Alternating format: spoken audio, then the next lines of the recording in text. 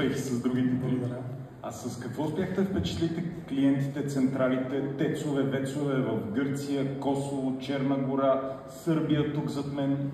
Ами предимно с това, че ние като ремонтно предприятие много сме развили инженеринга, защото когато ремонтираш, ти се сблъскваш ежедневно с най-различни казуси. Тоест ние, за разлика от едно производствено предприятие, ние нямаме една ясна производствена линия, в която ти би могъл да имаш проблем, в който да бъде, как да кажа, само докато разшириш някаква производствена линия. В нашия вариант, аз съм в това предприятие от 11 години, не се е случвало да повторим, което е хубаво от една страна, да повторим ремонт. Тоест всеки път казусите са абсолютно различни. Да, бих казал, един генератор спрямо друг е, така да се каже, общо нещо, но самия ремонт е малко като при колите, нали? Има еднакви коли, но да кажем, едно е да ремонтираш дизела, друга бензинова, както и при нас. Едно е един хидрогенатор с друг хидрогенатор. Същото нещо и с трансформаторите.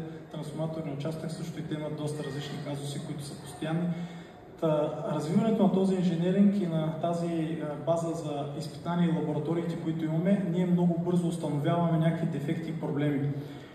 Другото, което е, че ние сме много гъвкави. За разлика от големи, тежки индустрии, ние бързо можем да реагираме и бързо можем да отидем на обект. И най-вече ги интересува тях, говорим за всички други енергетики в Европа, тях ги интересува бързата реакция.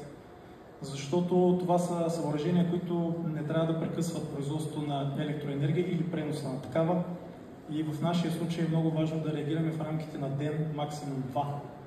Това е една от основните причини и пак казвам, факта, че развивайки нашата дейност сме намерили начин бързо да намираме решения и бих казал доста натрупан опит. Със сигурност скоростта е едно от нещата, които често се чуват в енергетиката.